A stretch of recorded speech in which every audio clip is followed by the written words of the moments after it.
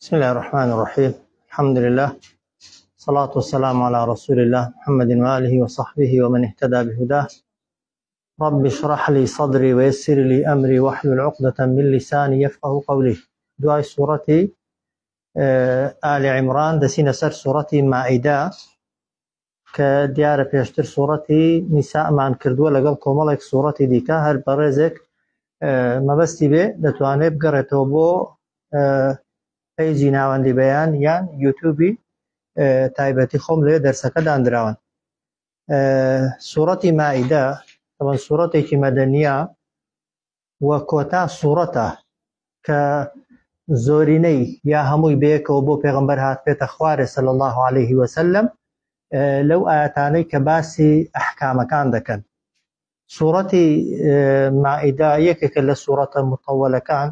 وەکو سوورەتی بەقەرە و نیساء و ئەنفال و ئەوانە زۆرینەی ئاەتەکانی ئەحکامن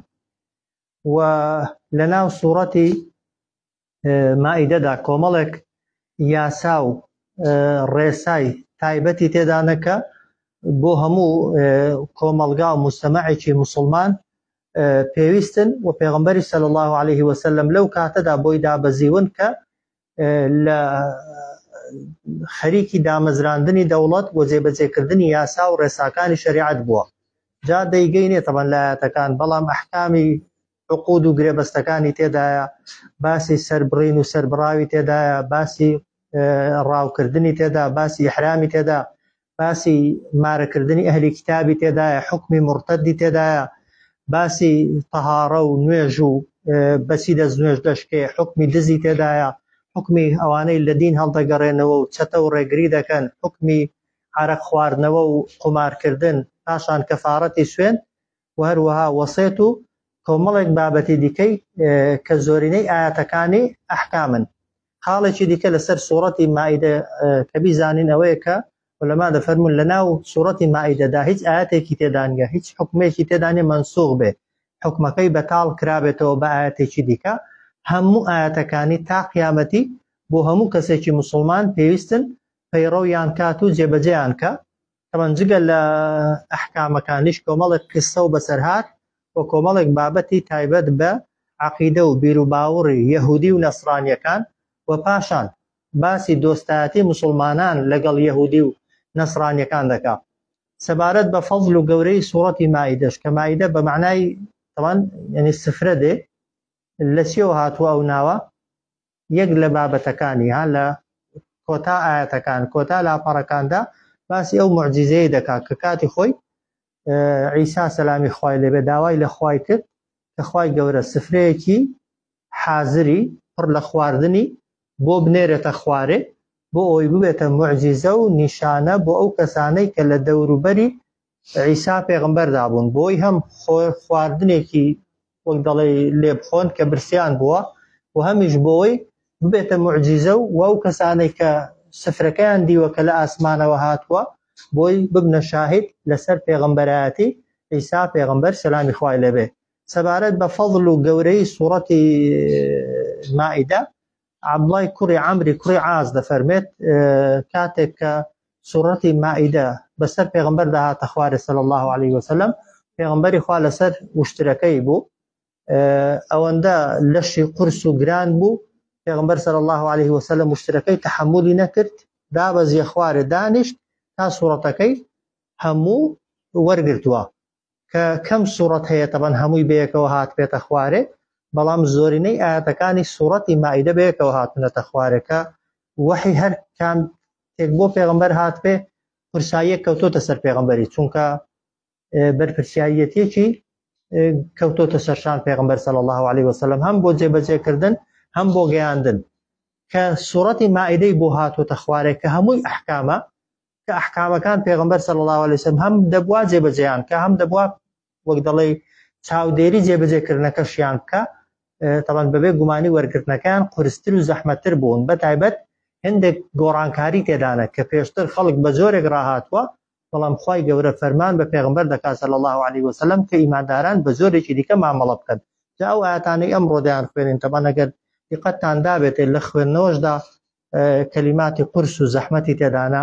و لە معناکردن و تەفسیرکردنیشدا دەبێت زۆر ورد بەسەریان دابڕۆین. ئاەتی یەکەم دەفەرمێت یا ئەیها الذین ئامنوا، یا ئەیها الذین ئامنوا، ئەی ئەوانەی کە خۆتان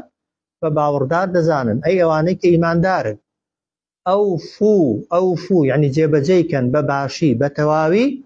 بالعقود، هەرچی پەیماننامە و بەڵێننامە و گرێبەست هەیە کە ئەنجامتان داوە. لەگەڵ چی ئەنجامتان داوە گرنگ نییە، لە چیدا گرێبەستان کردووە گرنگ نییە. گرنگەوەی ئینسان کە گرێبەستێکی کرد کە پەیمانێکیدا دەبێت پەیمانەکەی جێبەجێ کات ئەگەر کەسەکە خۆی بە ئیماندار دەزانێ. جا ئەگەر گرێبەست بێ لەگەڵ خوای کە ئینسان بە تایبەتی ئیمانداران هەموو ڕۆژە چەند جار گرێبەست لەگەڵ خوای نوێ دەکەنەوە، عەبدایەتیان بۆ خوای تازە دەکەنەوە، چەند جار لای کەمی ئیاکە نەعبود و ئیاکە نەستەعینی دەڵێنەوە، چەند جار وعد دەدەین بینی خۆمان و خوای کە ئەمری خوا جێبەجێکەین، قەدەغەکراوەکان نەشکێنین. ئەوانە هەمویان گرێبەستن لە بینی خۆمان و خوادا دەبێت جێبەجێیان کەین. و هەروەها گرێبەستەکانی دیکەش، کڕینە، فرۆشتنە، معاملەیە، مەسەلەی نیکاحە، میراتە، ئەوانە هەمویان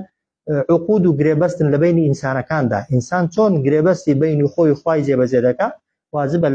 لەسەریشی ئەگەر پەیمانێکی لەگەڵ کەسێکدا بەس جا ئیمزای کردبێ یا ئیمزای نەکردبێت، تەنانەت ئەگەر تەنها بە قسە و بە زمانیش کوتبێتی ماڵە لەسەری دەبێت جێبەجێ کرد. ئەوە حکمی یەکەم، یا ئەیها الذین ئامنوا، ئەی ئەوانەی کە باوەڕتان هێناوە، ئەوفو یعنی جێبەجێکەن بە چاکی بە باشی بە تەواوی بالعقود، هەرچی گرێبەست و پەیماننامەیەک کە کردوتانە و بەستوتانە. ئەوە یەک. ئەو جار دەفەرمێت ئوحلت لەکم، حەڵاڵ کراوە بۆتان، حەڵاڵە بۆتان بەهیمەت الئەنعام. بەهیمە طبعاً بەو گیاندارانە دەگوترێ کە قسەیان نییە، نوتقیان نییە. طبعاً نوتق لە ناو گیانداراندا ئەوەی ئێمە دەیان بینین تایبەتە بەچێ؟ تایبەتە بە مرۆڤ، قسەکردن. وایە نوتق و قسەکردن نیعمەتێک کە خوای گەورە بەخشیویەتی بە ئینسانەکان. گیاندارانیش لە بینی خۆیاندا جۆرە گفتوگۆ و زمانێکیان هەیە کە بۆ خۆیان لە بینی خۆیاندا لە یەکتری حاڵی دەبن، بەڵام ئەو شێوە قسەکردنی کە هەرچی لە دڵدایە دەتوانی دەری ببڕی بە جۆرەها تعبیر تایبەتە بە ئینسانەکان. بۆیە خوا دەفەرمێ حەڵاڵ کراوە بۆتان بەهیمەت الئەنعام، یعنی ئەوەی کە قسەیان نییە، گۆشتەکانیان بخۆن لە ئاژەڵان.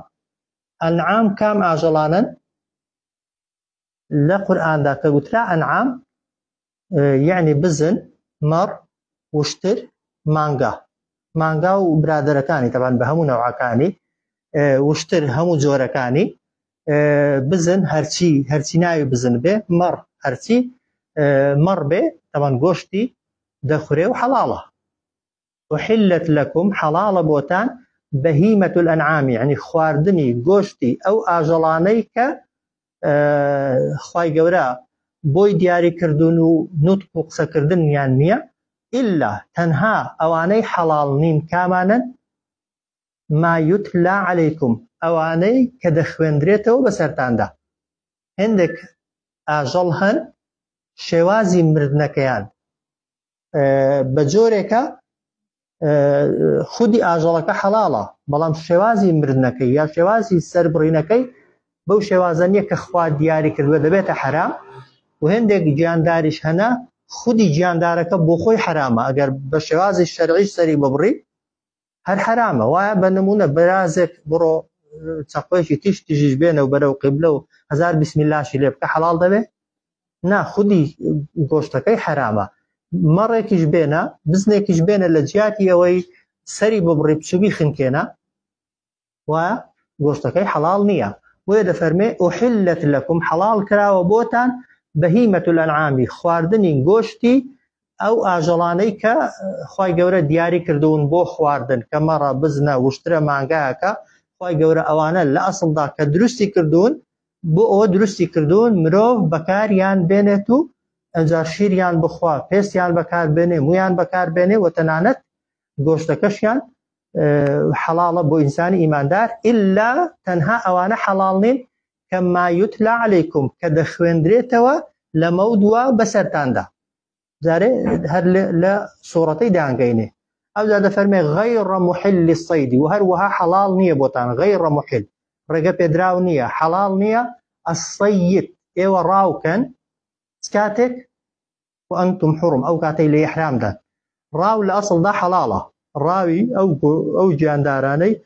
کە گۆشتیان دەخورێت ڕێگە پێدراوە بەڵام لە حاڵەتی ئیحرامدا ئیحرام چییە ئەو کەسەی کە دەسێتە حەزی یا دەسێتە عومرەی لەکوێ نیەتی هێنا لەبەیکە حەجەتەن یا لەبەیکە عومرەتەن کە پیاوانە هاج لە سپیەکەی لەکوێ لەبەر دەکەن ئافرەت جلەکەی لەبەر ناکەن بەڵام نیەتەکەی دێنن لەکوێ ئافرەتەکان نیەتیان هێنا کە ئەوە چوومە ناو عومرەی یان چوومە ناو ئەرکانەکانی حەج تەوەن تا ئیحرامەکەی دەشکێنێت و کۆتایی بە مەراسیمەکە دێ بۆی نییە کوێلەکەیەکیش ڕاوکە ئەگەر لە برسان هەرچیەکی لێبێ کە جاران خەڵک بەو بیابان و دەشتەیدا ڕۆیشتووە ها ئێستا لە تارەی دەڕۆی بتەویان نەتەوێت تەوان هیچی لێ ڕاوەکەی بە سارەی دەڕۆی تەوان هیچی لێ نیە ڕاوەکەی هەرچەندە ناو حرەمی مەککە و مەدینەی دنیا کۆتری لێنە بە تایبەتی ئاسان دەژیرێن ئەگەر کەسێک حەزی لێبێ و حرام نەبێ تەوان زۆر یعنی حەزی لێبێ هەندەی دەست دەکەون هەموو جەمێ بەس گۆشتی ئەوان دەخوا و ئەگەر حرامیش نەبایە بە تەئەکید ئەوانە نەدەوان خەڵک ڕاوی دەکردن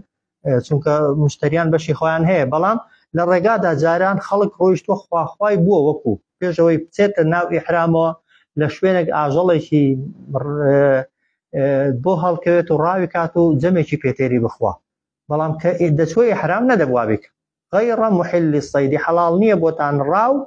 وأنتم حرم ئەو کاتەی کە ئێوە لە ئیحرامدان هەتا ئیحرامی دەشکێنن ئیحرام بەچی دەشکێ ئەوەی تەوان ئیحرامی حەج و عومرەی هەروەکویەکە ها بەس مدەتی حەجی زیاترە تەوان لە حەجی هەتا 2-3 ڕۆژ دوای جێژن و وەک دەڵێ دوای ڕەجمی شەیتانەکان کەسەکان پرچیان دەتاشن یان کورتی دەکەنەوە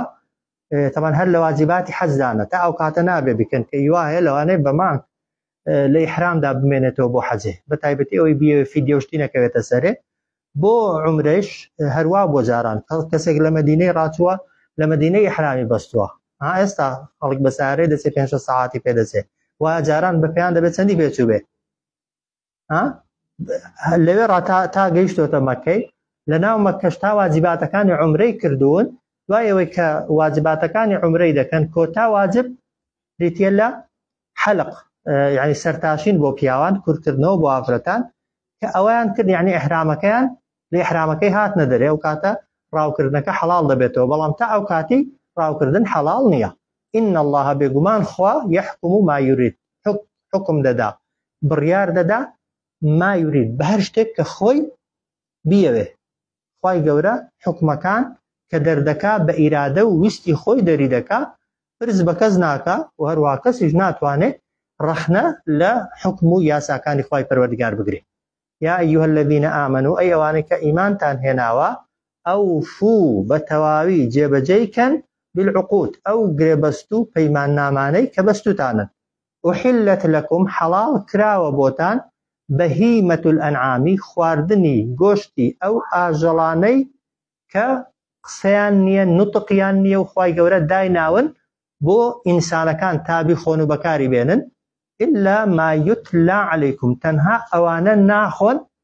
کە دەخوێندرێتەوە بەسەرتاندا ئەوانە حەڵاڵ نین بۆتان کە دەخوێندرێتەوە بەسەرتاندا پاشان حکمێکی دیکە ئەوەیە غەیڕ محلی الصەید حەڵاڵ نییە ڕاوکەن وأنتم حرم تا ئەو کاتەی ئێوە لە ئیحرامدا بن إن الله يحكم ما يريد بێگومان خوای گەورە حکم دەکا بڕیار دەدا بەوەی کە خۆی دەیەوێ ئاەتی دواتر دەفەرمێت یا ئەیها الذین آمنوا ئەی ئەوانەی کە خۆتان بە باوەڕدار دەزانن لا تحلوا شعائر الله ئەی ئەوانەی کە ئیمانتان هێناوە حەڵاڵیان مەکەن دروشمەکانی خوا حەڵاڵیان مەکەن ئەو شتانەی کە خوا لەسەری حرام کردووە هەر شتێک خوا حرامی کردبێ هیچ کەس دەتوانێت حەڵاڵیکە بێگومان نا هەر حرامێک بە ئاەتێکی سەریحی خوای گەورە حرام کرابێ ئەگەر کەسێک تەنها لە دڵدا بە حەڵاڵی بزانە پێی لە دین دەردەسێ نەک بیکە ها حرامێک حەڵاڵکەی اینجا حەڵاڵێکیش حرامکەی بە هەمان شێوە حەڵاڵکردن و حرامکردن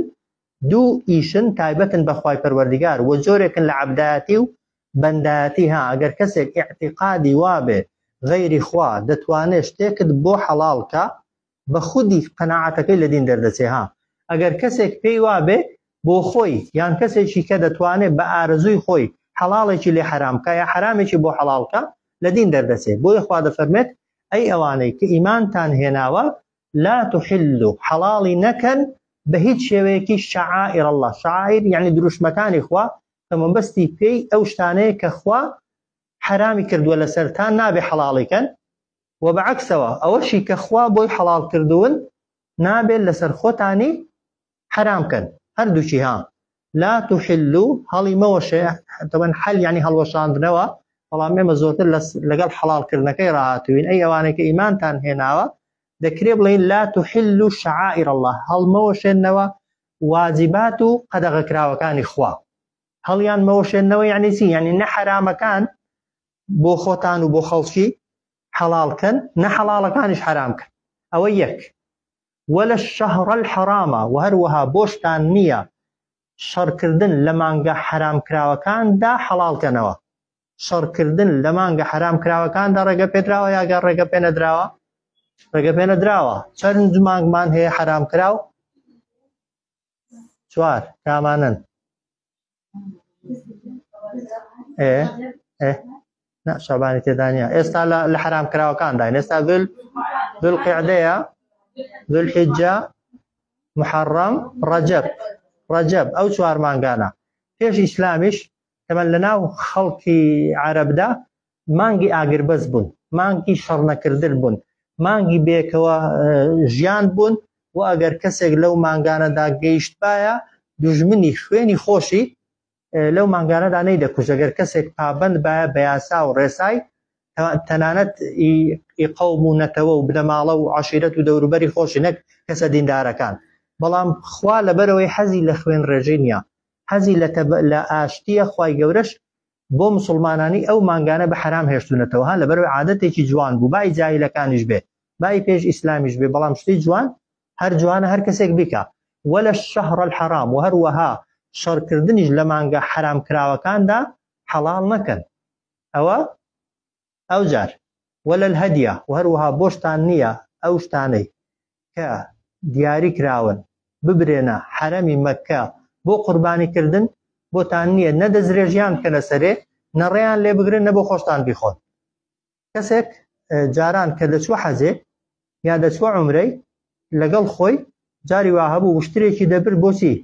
بەڵام نەزری دەکرد لە ماڵێ ئەو وشترەی دەبم بۆ ئەوەی لەوێ بیکەمە قوربانی لە ڕۆژی جەژندا نەدەبووە لە ڕێگایە نەبی فرۆشێ نەبی خوا و تەنانەت ئەگەر کەسێکت دیبایە وشترێکی پێیە گوتپای دەیبم لە حرەمی مەککەی بیکەمە قوربانی نەدەبووە ئەگەر دوژمنت بایە ناحەزیشت بایە نەدەبوو ڕێی لێ بگری بۆیە بە هیچ شێوەیەکی ئەوەی کە دیاری دەکرێت بۆ قوربانی بە تایبەتی لە ناو حرەمی مەککەیدا تایبەت دەکرێت هیچ کەس بۆی نییە نە بۆ خۆی بیخوا وازەحە نە سەری ببڕێ نەبی فرۆشێ نە ئەگەر کەسێکی دیکەش ویستی بیبا ئەتۆ بۆ دنیا بچی ڕێگای لێ بگری وەلە الهەدیە و هەروەها بۆتان نییە دەزرێژی بکەنە سەر ئەو ماڵاتانەی ئەو ئاژەڵانەی کە دەبرێن بۆ حرەمی مەککە بە نیەتی قوربانی وازەحە ئێستا خەڵک نایان بە ئێستا لەوێ کۆمپانیا و شت هەیە تەبەن حکومەت دەیان با لەوێ خەڵک دەچێت بەس دەیان کڕێ پارەکەی دەدا و وەسڵێکی وەردەگرێ و لەوێ سەربڕخانە و شتی لێ بۆی سەردەبڕەنجاران خەڵک بەدەستی خۆی لەو شوێنانە سەری بڕیوە جاتوانی وێتی لە گۆشتەکەی بخوا یان دابەشی کردووە وەزاری واشەبوو هەر فڕیان داوە چونکە لە قوربانیکردندا خوێن ڕێشتن ئامانجا ولا القەلائید و هەروەها بۆشتان نییە قەلائید کامانن قەلائید ئەو ئاژەڵانە بوون کە لە ناو عەرەبەکاندا عادەت بووە هەر بە گچکەیی یان زووی پەتێکیان لەملی کردووە یان ملوانکەیەکیان لەملی کردووە وتویانە ئەوە تایبەتە بە قوربانیە ئەوە تایبەتە بە حرەمی مەککەی یان تایبەتە بە ڕۆژی جەژنی قوربانێ و ئەو کات سەری دەبڕین جا ئەوەی لە وڵاتی ئێمە ئەو ملوانکە لە ملکردن نییە لە وڵاتی ئێمە دابەستن هەیە ها جاری وایە ئێستا خەڵکێک بەتەمای قوربانی بێ دەچێ بە نمونە جوانگایەکی دەکڕێ مەڕێک بزنێکی دەکرێت لە شوێنێکی قەڵەوی دەکا و بە خێوی دەکا بۆی لە ڕۆژی جێژن تا گۆشتێکی چاکی پێوە بێ و سەری ببڕێ ئەوە ئەگەر ئاواش بێ ئەوەی دیاریت کرد بە هەر شتێک لە نیشانەکان بێ ملوانکە لە مردکردن بێت ئەوە کە نیەتت لێ هێناوە لە دڵی خۆتدا ئەوە پەتت لەم لێ کردووە ئەوە کە بەستۆتەوە داد بەستۆ و دەتەوێت قەڵەویکەی بۆ دنیا نە بۆ خۆت سەری ببڕی بۆ شتێکی دیکە نەبی فرۆشی و هەروەها نە هیچ کەسێکیش دەتوانێت حەڵاڵە دەستدرێژی بکاتە سەرێ ولا القەلائید هەروە حەڵاڵ نییە ئەوانەی دیاری کراون بۆ قوربانیکردن دەستدرێژیان بکرێتە سەرێ و سەر ببڕدرێت ئەو جار شتێکی دیکە لە حرام کراوەکان ئەوەی ولا آمین البەیت الحرام يبتغون فضلا من ربهم ورضوانا ولا آمینە بۆتان نییە دەستدرێژی بکەنە سەر ئەو کەسانەی کە ئامین یعنی خۆیان خستۆتە ئەمانەت پارێزبەندی لە پەنای مزگەوتی حرامەوە تەمەن لە ناو مزگەوتی حرامدا خەڵک کوشتن حەڵاڵە یا حرامە حرامە شەڕکردن و دمەقالەکردن حەڵاڵە یا حرامە لە هەموو کاتێکیدا ها ئەگەر کەسێک بە نمونە لە ترسی دوژمنەکەی پەنای بردبێتە بەر مزگەوتی حرام بۆ ئەوەی نەکوژرێ تەمەن بۆ تێ بچی لە ناو حرەمی مەکەیدا بکوژی بێگومان نا یا ئەو کەسانەی کە چوونەتە حەجی یا چوونەتە عەمرەی بەڵام دوژمنی تۆنا ئەتۆ لەوێ دەیان بینی بۆ تێ بچی لەوێ دەستدرێژیان بکەیە سەرێ لێ تۆڵی خۆتیان لێ بکەیەوە بێگومان نا بۆیە خوا دەفەرمێ ولا آمین البەیت الحرامە حەڵاڵ نییە بۆتان ئەوانە بکوشن شەڕ لەگەڵ ئەوانە بکەن کە خۆیان خستۆتە ئەمن و ئاسایشەوە لە پەنای البەیت الحرام ماڵە حرام کراوەکە ماڵە قەدەغە کراوەکە ماڵە ڕێزلێگیراوەکە کە یەبتەغونە کە لەوێ داوای ئەوەی دەکەن فەضلا من ربهم بەخشش و چاکەی پەروەردگاریان دەستکەوێ وەرضوانە بە دوای ڕەزامەندی خواوەنە عادەتەن ئەو کەسێ دەچێتە عومرە و دەچێتە حەجی بۆ چ دەچێت بۆی خێرێکی زیاتری دەستکەوێ وایە خوا لێی ڕازی بێ ئەو بۆ ئەوەی چووە پاداشتی زۆر بەدەست بێنێ تۆش چی لە ناوێدا بکوژی ڕێگە پێدراو نییە ئەو چووە بۆی خوا لە خۆی ڕازی کا و تەوبەی بکە و لەوانەیە یەکێک لەو گوناهانەی کە تەوبەی لێ دەکا ئەوە بێت کە لەگەڵ تۆ کردوێتی ئەگەر غەدریشی لێ کردبی ئەگەر پێشتر زوڵمیشی لێ کردبی بۆیە بە هیچ شێوەیەکی ڕێگە پێدراو نییە ئەو کەسانەی کە دەستنا ناو حرەمی مەکە پەنا بۆ حرەمی مەکەی دەبەنجا بە نیەتی حەج دەچن بە نیەتی عومرەی دەچن تەنانەت ئەوەی بۆ خۆنە پەنادانیش دەچێت بۆ دنیا لەوێ دەستدرێژی بکەیە سەرێ کە جاران بۆ ئێستا تەمەن ئەو حاڵەتانە دەگمەنن بەڵام جاران کە مسلمانان لەگەڵ چێ چوونەتە ناو حرەمی مەکەی لەگەڵ بتپەرستەکانی مەکە ئەوانەی کە دەستیان سوور بووە بە خوێنی مسلمانان و دەستیان هەبووە لە دەرکردنی مسلمانان لە ئەزیەتدانی مسلماناندا جاری وهە لە ناو حرەمی مەکەی تووشی یەکتر بوون چونکە پێش فەتحی مەکەش فترەیەکی زەمەنی چەند ساڵی لە ناو حرەمی مەکەیدا هەم مسلمانان عومرە و حەجیان دەکرد هەمیش بتپەرستەکان دەیان کرد چونکە حرەمی مەکی ماڵێکی مشتەرەک بوو بتپەرستەکانیش ڕێزیان لێ دەگرت لای مسلمانانیش ماڵێکی گەورە بوو لە ناو حرەمی مەکەیدا زۆر جار بووە کابرا کە گەیشتۆتە ئەو کەسێک کە پێشتر ئەزیەتی داوە پێشتر ناڕەحەتی کردووە لەوانەیە خوێنیان لە بینیدا هەبوو بێ بەڵام لەوێ خی گەورە تۆڵەکردنەوە و دەستدرێژیکردنی و تۆڵە ساندنەوە ئەگەر حەقی خۆشت بێ ڕێگە پێدراو نییە ولا آمین البەیت الحرام و هەروەها حەڵاڵ نییە بۆتان دەستدرێژی بکەنە سەر ئەو کەسانەی کە ئامینە خۆیان پارێزراو کردووە لە البەیت الحرام لە ناو بەیتی حرام لە ناو کەعبەدا کە یەبتەغونە مەبەستیانە بەدەست بێنن فەضلا من ربهم چاکەی پەروەردگاریان وەرضوانە وەروەها دەیانەوێت ڕەزامەندی خوا بەدەست بێنن خاڵێکی دیکە حکمێکی دیکە کە ئاەتەکە وەکو گوتم هەمووی حکامە بەڵام خوا دەفەرمێ وەئیذا حەلەلتم هەر کاتێک ئیحلالتان کرد ئیحلال یعنی چی ئیحرامتان شکاند لە ئیحرام هاتنە دەرێ فەستادوو بۆتان هەیە ڕاو لە ئەسنای ئیحرامدا حرامە بەڵام هەر کاتێک واجباتەکانی حەجتان تەواو کرد واجباتەکانی عومرەتان تەواو کرد و سەرتان تاشی یان پرستان کورد کردەوە بۆتان هەیە نەک واجبە حەڵاڵە بۆتان ڕاو بکەن وەئیذا حەلەلتم هەر کاتێک ئیحرامتان شکاند و لە ئیحرام هاتنە دەرێ فەستادوو بۆتان هەیە ڕاوک ئەو جار حکمێکی دیکە خوا دەفەرمێ ولا يجرمنكم باواتان لێنەکە شەنەئان قەوم ڕقبوونەوەتان لە کەسێک ڕقبوونەوەتان لە کەسێک هانتان نەدا ئەن سەدووکم لەبەر ئەوەی ڕێگریان کردبوو لە ئێوە عن مەسجد الحرام لەوەی بێنە ناو مزگەوتی حرامەوە ئەن تعتەدوا شنو يعني دەستدرێژیان بکەنە سەرێ ها لەناو طبعا ئەو سوورەتە دوای سڵحی حودەیبیە هاتوتە خوارێ سڵحی حودەیبیە نازام چێتان دەزانێ پێش فەتحی مەکەی بوو پێغەمبەر صلی الله عليه وسلم ویستی لەگەڵ خۆی و مەجموعەیەکی زۆر لە سەحابەکان بچنە ناو مەکەی حەج و عەمرەی خۆیان بکەن و بەبێ هیچ شەڕێک بەبێ هیچ ڕوبەڕووبوونەوەیەک گەڕێنەوە مەدینەی یعنی نەبۆ داگیرکردنی مەکەی چووبوون نەبۆ شەڕکردن و تۆڵەساندنەوەی چووبوون ڕێگەیان پێ بدرێت تەوا یعنی عومرەی خۆیان و حەجی خۆیان بکەن و بێنەوە بەڵام تەوان بتپەرستەکانی مەکە ڕێیان لێگرتن کە ڕێیان لێگرتن تەوان پەیماننامەیەک مۆر کرا کە پێی دەگوترا پەیماننامەی حودەیبیە پەیماننامەی حودەیبیە تەوان کۆمەڵێک نەک کۆمەڵێک هەموو قوڕەیشیەکان تێیدا بەشدار بوون و پەیماننامەکە خاڵە سەرەکیەکەی ئەوە بوو کە پێغەمبەر صلی الله عليه وسلم لەگەڵ سەحابەکان ئەو ساڵ دەبێ بگەڕێنەوە نابێ فعلا پێغەمبەر و سەحابەکان گەڕانەوە ئەو گەڕانەوەیە طبعا لە سەرەتادا بۆ مسلمانان زۆر سەخت بوو زۆر قورس بوو زۆر پێیان ناخۆش بوو چونکە سوڵحەکە بەڕواڵەت کۆمەڵێک تەنازولی تێدا بوون پێغەمبەر صلی الله عليه وسلم لەوانەیە توانی باشی بەڵام مەسلحەتی مسلمانان لە شەڕدا نەبوو کۆمەڵێک تەنازولی کردن پێغەمبەر لەوانە ڕازی بوو بگەڕێتەوە لە پەیماننامەکەیدا دەڵێن سەرەتا نووسی بوویان پەیمان لە محەممەد پێغەمبەری خوا تەوان بتپەرستەکان گوتیان ئێمە ئەگەر ڕازی بین بۆی کە تۆ ئیعتراف بکەین بۆی کە تۆ پێغەمبەری خوای شەڕت لەگەڵ ناکەین بۆیە دەبێ بنووسی محەممەدی کوڕی عەبدوڵڵاه مەسەلەن خاڵێکی دیکەەوە بوو هەر کەسێکی تازە لە ناو مەکەی موسڵمان بێ بچوو بووە مەدینەی پێغەمبەر دەبا بیگێڕێتەوە حاڵێن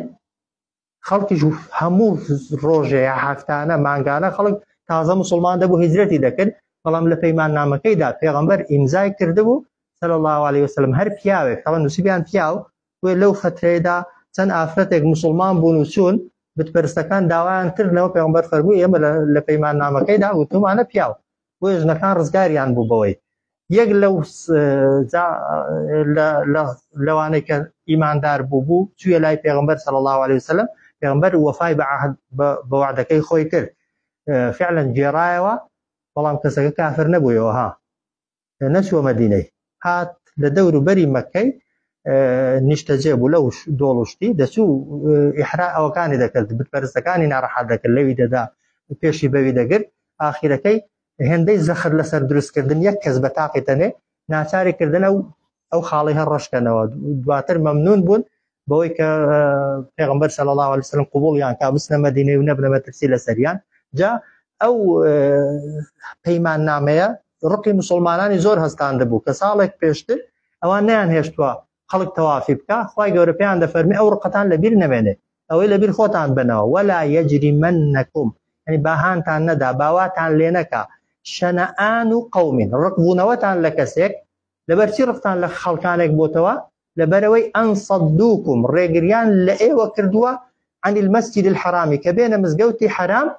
ئەن تعتەدوا کە دەستدرێژیان بکەنە سەرێ نازانم وازحیانە ئەوە هەمووی بێکەوەیە باواتان لێ نەکا ڕقبوونەوەتان لە کەسانێک کە پێشتر ڕێگەیان لە ئێوە گرتووە بچنە مزگەوتی حرامەوە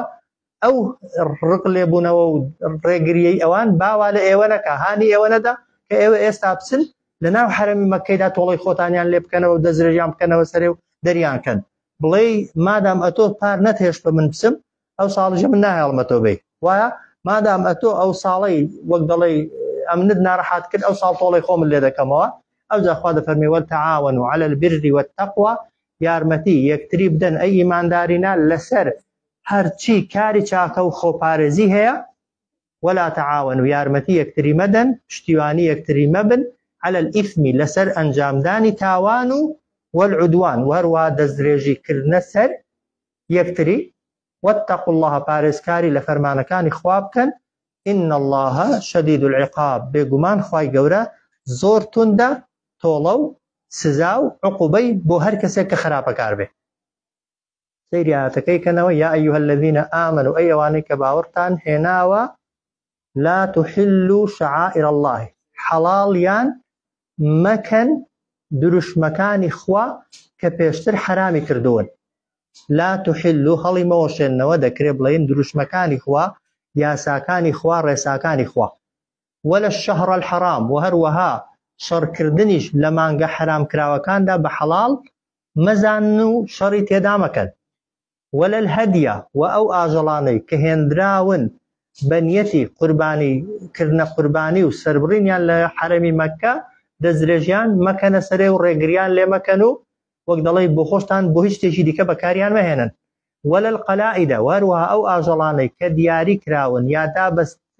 تراون يان ملوان كان لمري كراو بو قرباني كردن لشتيجي ديكا بكاريان مهنو وقت الله لا يعني أجر كردو تانا لي بشيمان نبنوا ولا آمين البيت الحرام وهروها دزرجي نكنا سر أو كساني آمين يعني خوان خستوتا أمانة باريز بندي لبناي مزقوتي حرامه يعني هاتونا تناو مزقوتي حرامه تا باريز راو بنو يبتغون فضلا من ربهم بدواي أويونا كخواي قورا بخشوشي خوان يعني يبداو لين رازي به أو زار وإذا حللتم فاصطادوا هركاتك إحرام كان راوكن كاو أمر بواجب بنية بو حلاليته مدزنا هرشي حرامش كام سراوي بكا بلام هر کسی حرامش كان بوي حلاله راوي بكا هر چنده راو کردن رگه پدراو نیه استا بقانون و بأوا طبعا كز بويميا بلام لدروي مكي طبعا لدروي حرمي مكة وكو ديكا اقل لي حرام دانا براو حلاله ولا يجرمنكم وهروها باواتان لينكا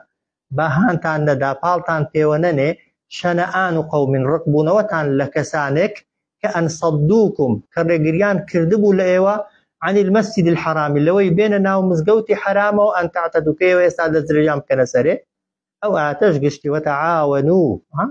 على البر والتقوى يارمتي يكتريب دن أي إيمان دارنا لسر حركتي كاري چاكو خوبارزي هيك بوي بيارمتي در وكوي وابو خود چاكا كت كرد بديا خوبارزي كت كرد بي وكسيك چاكي شي دكا اگر تو تنها ريبو خوش كي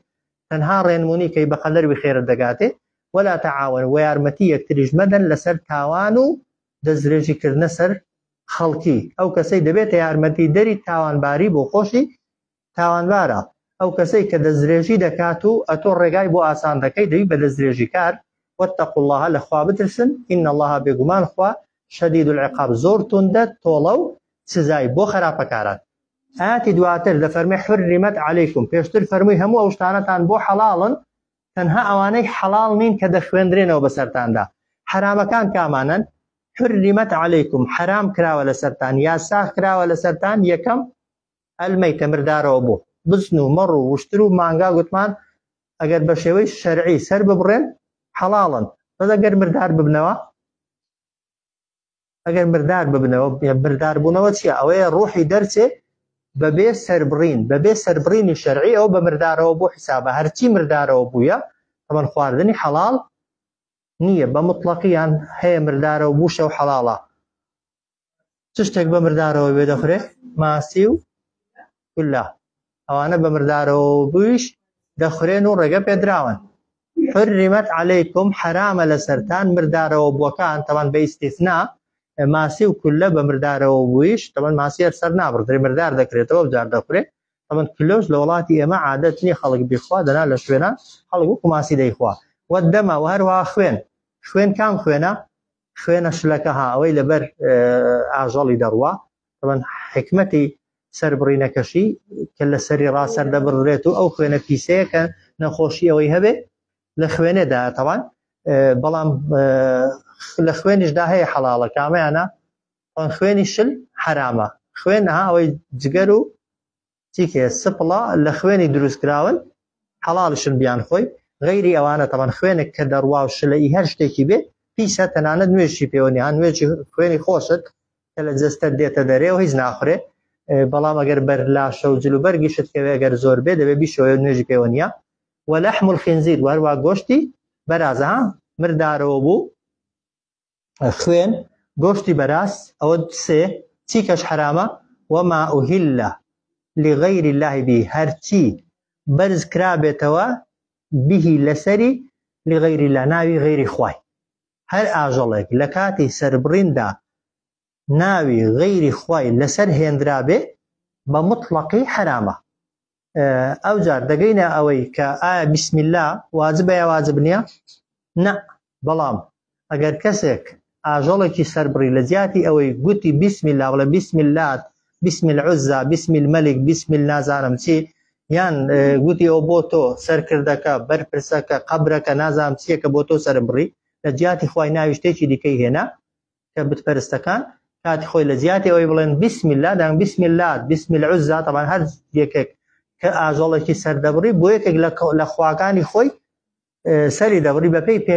پێداویستی و ئیشەکانی خۆیان جا هەرچی بە مطلقی لە کاتی سەربڕیندا ناوی غەیری خوای لەسەر هێنرابێ طبعا خواردنی حەڵاڵ نییە. بۆیە طبعا ئەوەی کە مەسەل ئاگر پەرستێک شەیتان پەرستێک مولحیدێک سەری دەبڕێ سەربڕاوەکە گۆشتی ناخورێ ئیلا ئەوەی کە سەر دەبڕێیا دەبێ مسلمان بێ وایە یان دەبێ جوولەکە بێ جوولەکەیانی پابند بێ بە دینی جوولەکان یان نەسڕانیەکان چونکە ئەوانیش عادەتیان نییە لە کاتی سەربڕیندا ناوی غەیری خوای بێنن حاڵین لە کاتی جوولەکەش بڵێ لە کاتی سەربڕینداوی جوولەکە بێت طبعا دەنا هەیە بەناو جوولەکەی بەڵام ئیمانی بە دینی جوولەکانیش نیە وەکو بەناو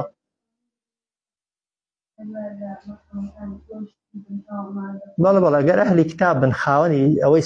سەربڕخ عادەتەن گۆشتەکان پێما بە لەو شوێنانە لی نووسراوە ئەوەی کە بە طەریقەی شەرعی و یان نووسراوە بۆ مسلمانان دەبێ یان نابێ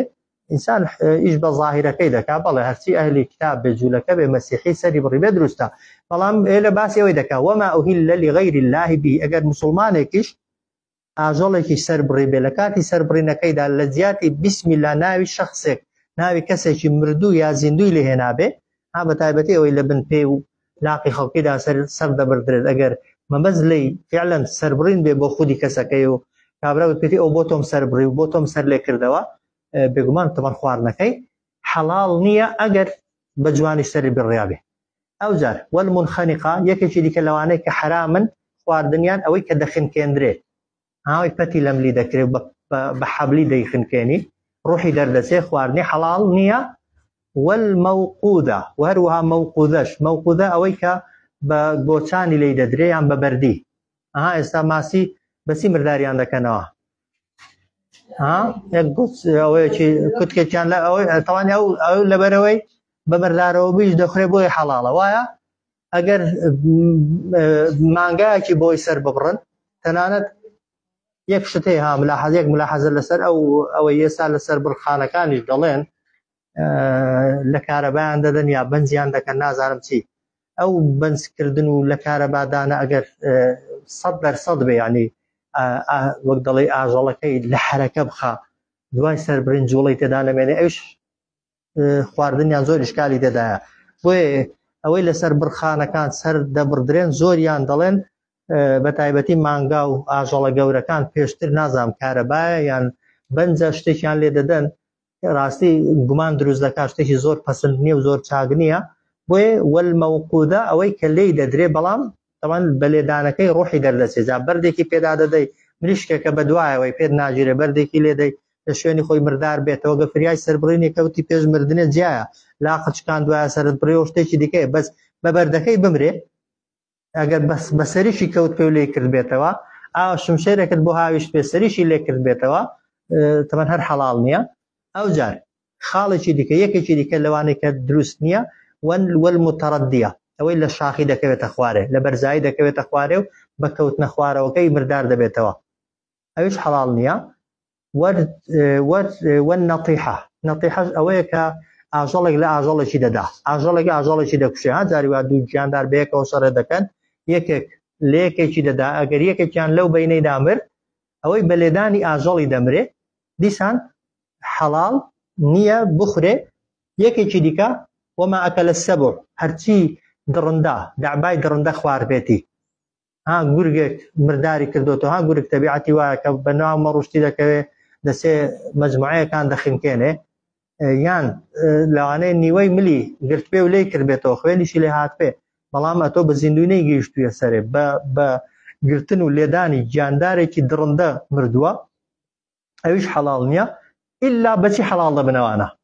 ئیلا ما دەکەیت و مەگەر فریای سەر بڕینیان کەوت بن تەبیعیە ملت ینی پەتت لە ملیەکێکی کردووە بۆی بیگری بەڵام ڕوحی دەرنەچووە پێش ڕوح دەرچوونێ فریای دەکەوێت سەری لێ دەکەیەوە بەردێکت بە ئاژەڵێکی داداوە کەوتووە فریا دەکەوی ڕوحی دەرنەچوە جوڵەی تێدا سەری دەبڕی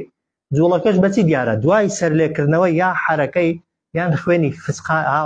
بەتەکان خوێنی بە توندی دێتە دەرێ دەنا ئاژەڵ مەرزنی هەرچی خوێنی لە بەڕۆی خەڵک دەزانێ داریوها سەعاتێک دوای مردارەوە بوونێش سەری لێکەوێت تۆزە خوێنی هەر لێ دێها ئەو خوێنە حساب نییە ئەو خوێنەی فسقەی دەکات دەردەپەڕێ ئەو حسابە ینی علامەتی زیندوێتی ئاژەڵەکەی دەناوەکەی دیکە حەڵاڵ نین چی دیکەش حەڵاڵ نییە وما ذبح على النصب ئەوەی سەر ببڕدرێت لەسەر بتەکان لەسەر دارەکان نصب ئەوە بوون طبعا لە مەکەی بتی لێبوون لەسی دروستکراون لە بەردی ئەو بتانەی لە بەردی دروستکراون عەرەبەکان عادەتێکیان هەبوو کە ئیشێکیان دەبوو داخوازیەکیان دەبوو بە حسابی خۆیان لە بتەکانیان دەچون ئاژەڵێکیان سەر دەبڕی گۆشتەکەیان لەسەر بتەکان دادەنا بەو بەردانە دەیان برژا تاوان بەردەکان گەرمنی وێساژ گۆشتی لەسەر دانێ دەبرژێ بە کەڵکی خواردنێ دێ لەسەریان دادەنا ئەو جاردەیان خوارد بە حساب بۆ تەبەڕوک و بۆ پیرۆزی و بۆ جێبەجێبوونی داخوازیەکانیان ئەوەش حرامە وما ذبح هەرچی سەر دەبڕدرێت على النصب لەسەر بتەکان دادەنرێیا بۆ بتەکان سەر دەبڕدرێت فەرقی نییە شتێکی دیکە کە حرامە ئەوەیە وان تەستەقسیمو ئەوەیە داوای بەشی خۆتکەی بەهۆی بالئەزلام بەهۆی هەڵدانی تەختە و دارەوە بە کوردی بەختگرتنەوە ئەوەی لە وڵاتی ئێمە بەختگرتنەوە بە هەر جۆرێک لە جۆرەکان بێ حرامە جاران چۆن بوون طبعا تەختەیەکیان هێناوە سێ ڕوو بووە عادەتەن دەڵێن لە لایەکیان ئەگەر ویسمانی ئیشێکی بکەن لە شوێنێکی نووسیوانە ئەمەڕەنی ڕەبی لە لایەکی نووسیوانە نەهانی ڕەبی لە شوێنێکی نووسیانە غەفەل ئەگەر ئەمەرە ڕەبیەکە هاتپایان دیارە خێری تێدا کردویانە ئەگەر نەهانیەکە هاتپایە نەیان کردووە ئەگەر غەفەلەکەش هاتپایە دووبارەیان کردوتەوە هەتا ئەوە دەرچووەکە نەهایەکەیان ئەمەڕەکە ئەمن ئەوە بەختگرتنەوەیە لە وڵاتی ئێمە خەڵک نازانم ئەوەی بەختی فاڵشتی دەکردنەوە بە قاوە و بەچی هێندێک جاریوە هێندە کەس بە قورئانە دەیگرێتەوە تەمەن شەر بەختگرتنەوەیە جاریوە قورئانە دێنێ لە خۆڕا دەستی لەسەر ئاەتێکی دادەنێ سەیری ئاەتەکەی دەکا بزانە مەسەلەن ئاەتەکە بۆنی ڕەشبینی لێدە یا گەشتبینی لێدە یان ئاەتەکە باسی چ دەکا لە خۆڕا تەمەن ئەوانە بەختگرتنەوەنە بە هیچ شێوەیەکی بەختگرتنەوە حەڵاڵ نییە بۆ مسلمانان بەدیلی ئەوەی چیە شەرعی بێ ئەگەر ویستت کارێکی بکەیت هێشتێکت هاتە پێشێ خێر و شەڕەکەی دیار نەبوو نوێژی استیخارە داوای خێر لە شێ دەکرێت تەنها لە خوای دەکرێت بەچی داوای خێرەکەی دەکەی بە نوێش پاشان بەو دوعای کە پێغەمبەر صلی الله علیه وسلم کردوویەتی ها دوعاکە تیز دوو ڕکعاتەکە ئاسایی وەکو نوێژی دیکەوایە دواتر داوا دەکەی لە خوای گەورە ئەگەر ئاساکە ئەگەر باشە ئەگەر خێری دنیا و قیامەت چی تێدا خۆی یارمەتیتدا بۆیە ئەوە حرامە و ئەن تەستەقسیم و داوای بەشی خۆت و قیسمەتی خۆت بکەی بەهۆی هەڵدانی ئەو دار و تەختانەوە خوا دەفەرمێت ذالکم هەموو ئەو شتانەی کە باس کران لەو ئاەتەیدا فیسق تاوانباریە هەرچی بیکەی گۆشتی بەرازی بخۆی مردارەوە بووی بخۆی خوێنی بخۆی مردارەوە یعنی خنکێنرا و ئەوەی کەوتۆتە خوار ئەوەی وەلحاصل بەختگرتنەوە ئەوجا خوا دەفەرمێ ئەلیەومە ئەمڕۆ یەئیس الذین کەفەڕوا من دینکم نائومێد بوون ئەوانەی کە بێباوەڕن لە ئاینەکەتان یعنی چی لە ئاینەکەتان نائومێد بوون یعنی نائومێد بوون لەوەی کە بتوانن پێش بە ئاینەکەتان بگرن ئەوە یەک دەکرێت بڵێن نائومێد بوون لەوەی کە ئێوە پاشگەزکەنەوە لە ئاینەکەیان وەکو وتم ئەو ئاەتە ها عولەما دەفەرمون کۆتا ئاەتە لە حەجی ماڵ ئاوایشدا هاتۆتە خوارێ کە پێغەمبەر صلی الله علیه وسلم لە عەرەفات بووە لەسەر شێوی عەرەفەی بووە دەڵێن 114,000 سەحابەی لەگەڵ بووە طبعا لەو حەجەیەدا کە طبعا یەکەم حەج و کۆتا حەجی پێغەمبەر بووە صلی الله علیه وسلم کە ئاەتەش هاتۆتە خوارێ طبعا هەندێک لە سەحابەکان لەوانە ئەبوو بەکری سیدیق وەکو ئیشارەت و ئاماژە تێگەیشتووە کە پێغەمبەر صلی الله عليه وسلم کاتی وەفاتێتی چونکە ئەلیەومە ئەکمەلت لەکوی تێدا دەڵێت تەواو پێغەمبەر مادام دینی تەواوی یعنی ئیشی نەما مردنی نزیک بۆتەوە پێغەمبەر ئەبوبەکر سیدیق بەکوڵ گریاوە لەبەر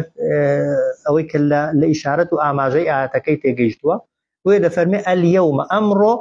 یەئیسە الذین یا نائومێد بوون ئەوانەی کە بێ باوەڕن لە دینەکەتان مەبەستم کە دەڵێن نائومێد بوون لە ئاینەکەتان یعنی نائومێد بوون لەوەی پێش بە ئاینەکەتان بگرن نائومێد بوون لەوەی کە ئێوە لە ئاینەکەتان هەڵگەڕێنەوە بۆیە فەلا تەخشەوهم لەمە دووە لێیان مەترسن بە هیچ شێوەیەکی هیچ کەس ناتوانێت دین لە ناو بە بۆیە ترسی ناوێ ئەو پەڕی دەتوانێت من ئەتۆ فلان فیسار هەزار سەد ملیۆن کەسی مسلمان بکوشن بەڵام هیچ کەس بە وعدی خوای گەورە ناتوانێت دین لە ناو ببە فەلا تەخشەوهم بۆیە دەفەرمێت لێیان مەترسن وەخشەونی تەنها لە من بترسن ئەلیەومە ئەمڕۆ خوا دەفەرمێ ئەکمەلت لەکم دینەکم تەواوم کرد بۆتان ئاینەکەتان بۆیە دوای ئەو ئاەتە دوای ئەو سوورەتە هیچ ئاەتێک نهاتۆتە خوارێ لای کەمی ئەحکام بێت هەندێک دەفەرمون هەندێک ئاەتی دیکە هاتوون وەکو قیسە و بەسەر هاتوشتی ئیمانی بەڵام ئاەتی ئەحکام دوای ئەو ئاەتە و دوای ئەو سوورەتەی نهاتوونەتە خوارێ ئەلیەومە ئەمڕۆ ئەکمەلت لەکم دینەکم تەواوم کرد بۆتان ئاینەکەتان لەوە یەک وأتممت عليكم وتواوشم کرد بەسەرتاندا نعمەت و چاکەی خۆم کە بریتە لە هیدایەت و پشتیوانی پاشان وەڕەضیت لەکم الئیسلامە دینە ڕازی بووم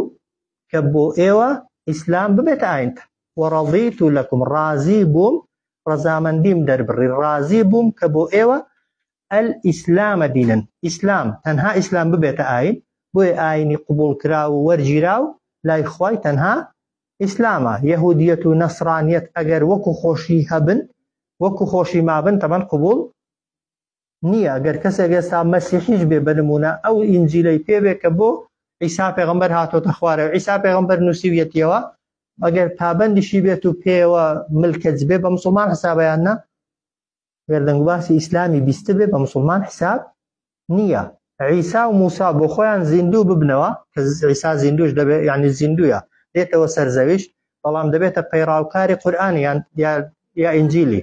دەبێتە مسلمان یا دەبێتە پێی دەوترێت نەسرانی پێی دەوترێت مسلمان کەواتە ئەوەی ئێستا دەگوترێ ها دینی ئیبراهیمی و داری وایە ناوێکیان بۆ داتاشی و على اساس جوانیەکانی ئیسلام و مەسیحیەت و یەهودیەتیان تێکەڵ کردووە ها ئێستا وڵاتی ئیمارات تەوان هەر کردوێتە دینی ڕسمی ها ئەوەی ئێستاش ئەوەی تراپ و ئەوانە ئەمریکا ئیشی بۆ دەکەن و ئێستا بیردات کە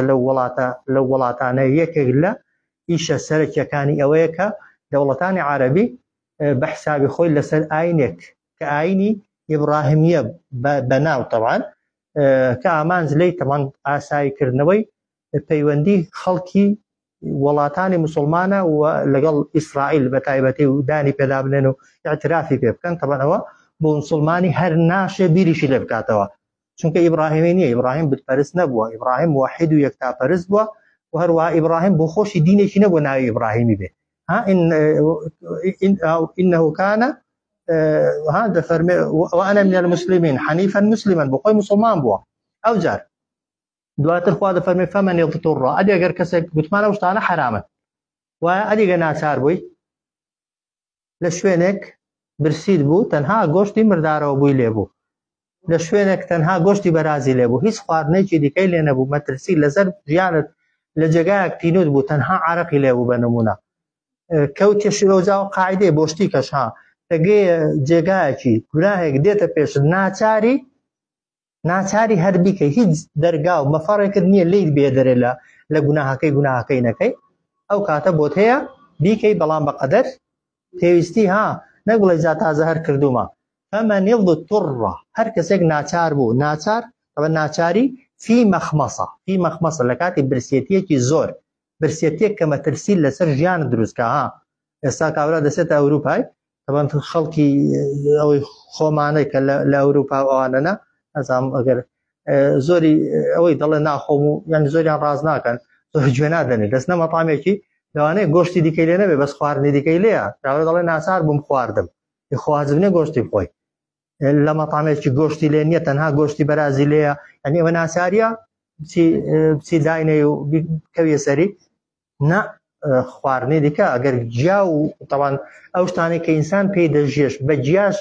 بتوانی ژیانی خۆت ڕزگارکەی بۆ دنیا هەربی خۆی بەڵام ئەگەر ناچار بووی فەمەن اضطر هەر کەسێک ناچار بوو فی مەخمەسە لە کاتی برسێتیدا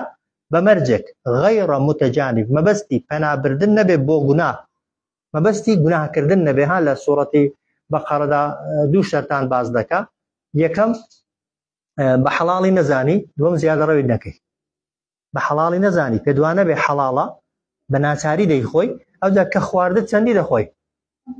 ئەوەندەی کە پێی نەڵێ جا تازە هەر خواردومە خۆ جا بۆ گوناهی کە شەروایە ها وەکوگوتم با تێری بخۆم یەکجاری ئەوەکەی شتیوان نییە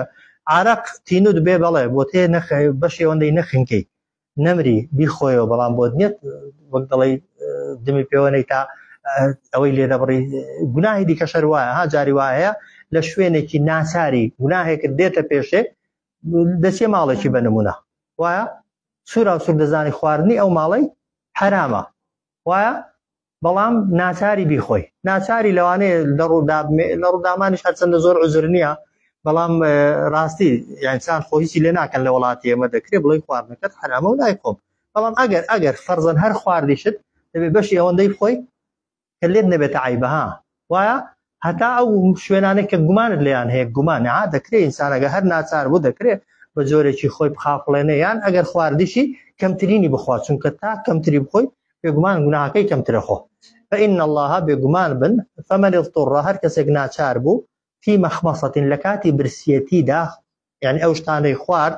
بەڵام غەیڕە متەجانف لئیسم مەبەستی پەنابردن و وەک دەڵێ ئەنجامدانی تاوان نەبوو ئەو فإن الله بەس بۆ ئێرەیە فإن الله غەفور ڕەحیم بێگومان بن خوای گەورە لێ خۆش بوو میهرەبانە گوناها کردوتە بەڵام لەبەرەوەی لە ناچاریدا کردوتە خوای گەورە لێت خۆش دەبێ سەیری ئاەتەکەی کەنەوە بەس کەلیماتەکان دەڵێمەوە بە خێرایی حرمت عليكم قەدەغە کراوە لە سەرتان المەیتەت و مردارەوە بوو والدەم و خوێن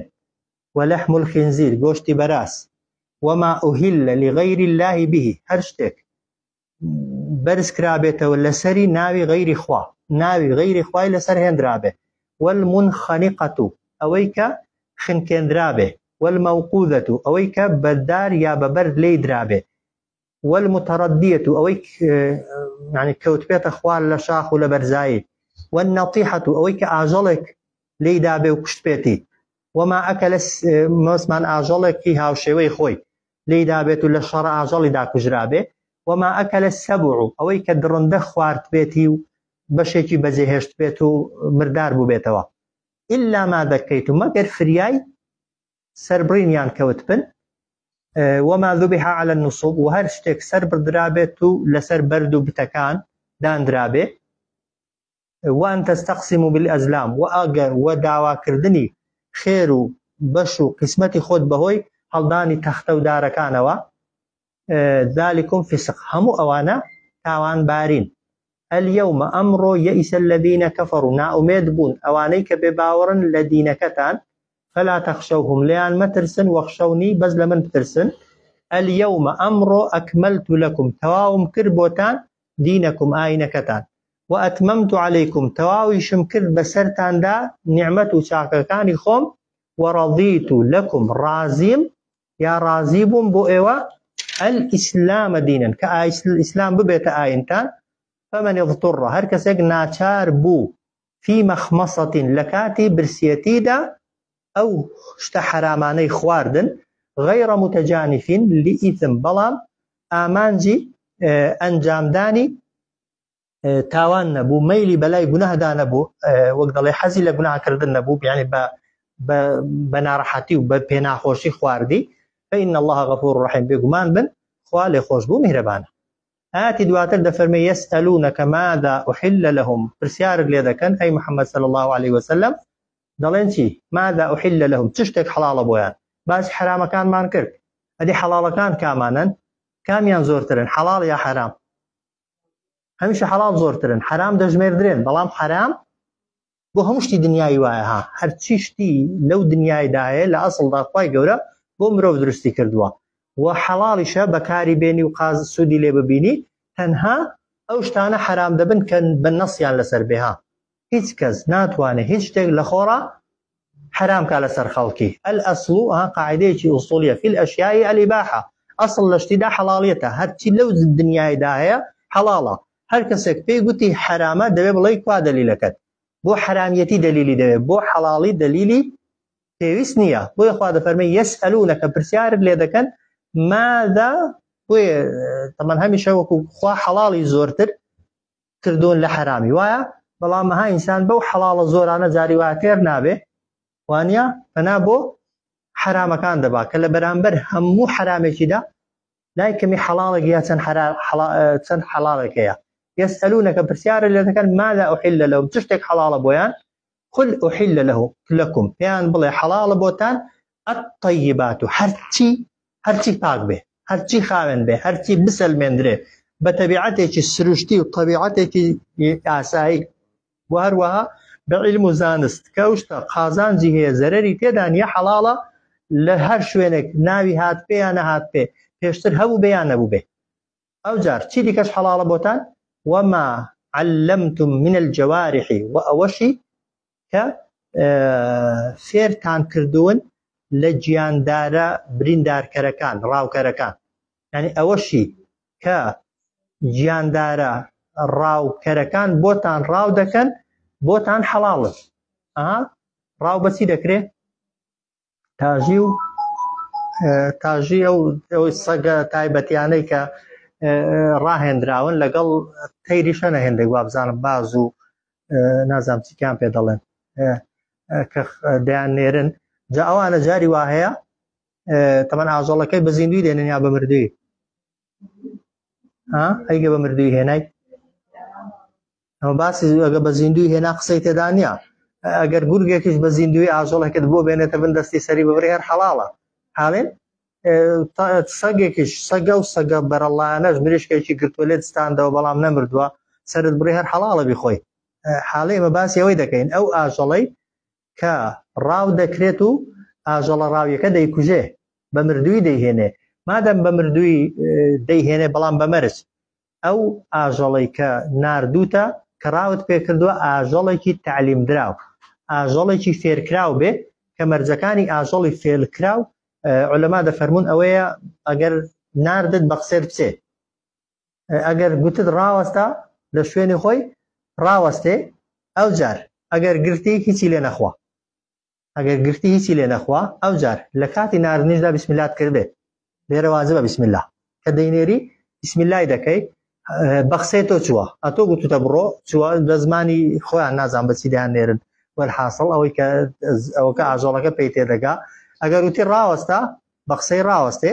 و پاشانیش تەمەن هیچی لێ نەخوا، چونکە حەدیثی لەسەر پێغەمبەر دەفەرمێ ئەگەر ئاژەڵێکی ڕاویتان سەگێکی ڕاویتان نارد لێی خوارد مەیخۆن، چونکە بۆ خۆی ڕاوی کردو ئەگەر خواردی، بەس ئەگەر نەی خوارد بەس کوشتی بۆی هێنای لێی بخۆ ئەوە دیارە بۆ تۆی ئەوە نیشانەکەیتی. ئەو جار دەفەرمێت وما علمتم من الجوارح، و هەروەها حەڵاڵیشە بۆتان، حەڵاڵیش کراوە بۆتان ئەوەی کە ما علمتم ئەوەی فێرتان کردوون بۆ ڕاوکردن من الجوارح، یعنی لە گیاندارە ڕاو کەرەکان ئەوانەی ڕاویان پێ دەکرێت بەڵام بە مەرجێک ستان لێکردبن مکلبینە یعنی ڕاتان هێنابن، مکلب بۆ خۆی لە کیلابیەوە هاتووە بەڵام بە معنای معلمین دێ، یعنی فێر کرابن ڕاهێنرابن، دەڵێن لەبەرەوەی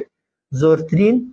ڕاو بەو تاژی ئەوەی کە جۆرێکە لە سەگی بەوی دەکرێت تەنامەرزنی هەر سەگ بێ، مکلبینە ڕاهێنرابن ئەو گیاندارە ڕاوکەرانە. ئەو جار تعلمونە ئێوە ئەوانتان فێر کرد بێ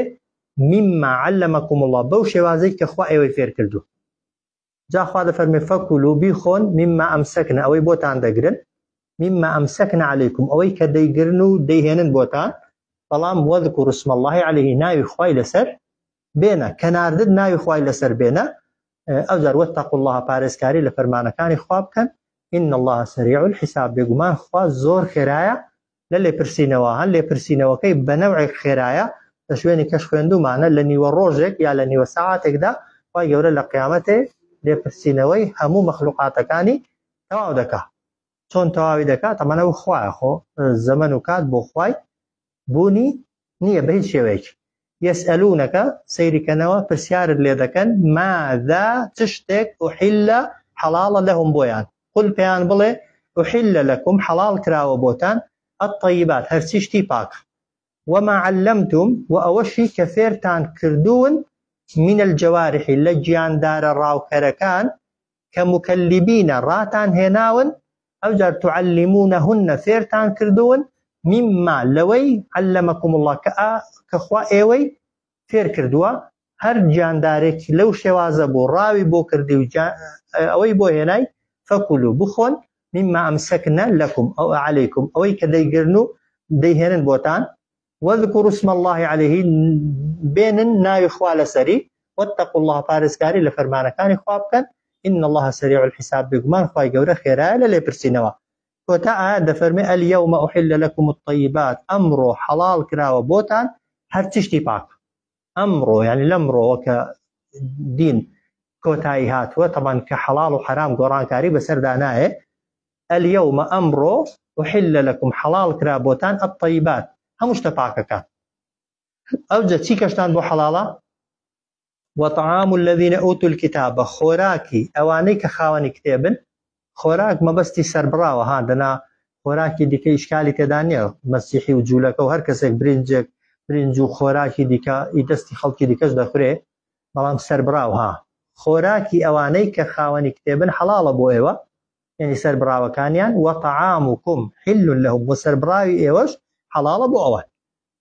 واضحة؟ تشتكي ديكاش حلالة أو باسي خوار نشتي تيبري أو جاري والمحصنات من المؤمنات وهروها حلال شبوتان ماريان كان آفرتاني آزادي داون باك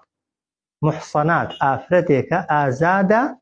داون باكشا إيمان دارا واضحة مرجة طبعا أو آفرتي بياو دي خوازي داون باك بي آزاد بي بو آفرتش بهمان شوية ها بياو كد داون باك بي وزايدا آزادي هسام خلقر آزادة كس كويلانيا بەڵام جاران دەبوایە کۆیلە نەبێ والمحصنات وهروها ئەوانەشی کە محصناتن داوێن پاکن ئازادن بەڵام چێن ئیماندار نین من الذين أوتوا الكتاب لەوانەی کە خاوەن کتێبن واضحە ئەوانە حل لكم حەڵاڵ بۆتان یعنی پیاوێکی ئیماندار دەتوانێ ئافرەتێکی مەسیحی یان جوولەکە بەو مەرجەی پابەند بێ بە دینی مەسیحیەت و نەسرانیەت کە ئەوەی ئێستا ڕاستی زۆر ئیشکالی تێدایە ئەوەی کە ئێستا دەکرێت ئەوەی ئێستا دەگوزارێت لە بینی موسڵمانان و لە بینی ئەو خەڵکە ئەوروپیەیدا کە بە حساب لەسەر ئاینی مەسیحین ئەو ئاینە مەسیحیەی کە لەسەرنی عیسای بەخوا دەزانن هەندێکی هەر بەڕاستی هەندێکیان عیسای بە یەکێک لە سێ خواکان دەزانن هەندێکیان عیسای بە کوڕی خوا دەزانن ئەوانە ناها ئەوانە بەتپەرستن حاڵین ئەو جوولەکانەی کە ئیمانیان بە دینەکەی خۆشیان نییە و وەک دەڵێ بوونەتە وەک دەڵێ ملحید بە دینی خۆشیان بە پێغەمبەری خۆشیان ئافرەتی ئەوانە حەڵاڵ نییە بە هیچ شێوەیەکی ها ئەوە باسی بۆ زۆرێک لە عولەما ژنخوازی ئێستا لە بینی موسڵمانان و ئەو مەسیحی و جوولەکانی ئێستا هەنە بە حەڵاڵی نازانن بە ڕێگە پێدراوی نازانن و شتێکی ئاسایی و طەبیعیش نییە بەڵام ئەگەر فعلا سلمێنرا کەسەکە پابەندە بە دینی مەسیحیەتەوە یان ئەوە داوێن پاکشە بەو مەرجەی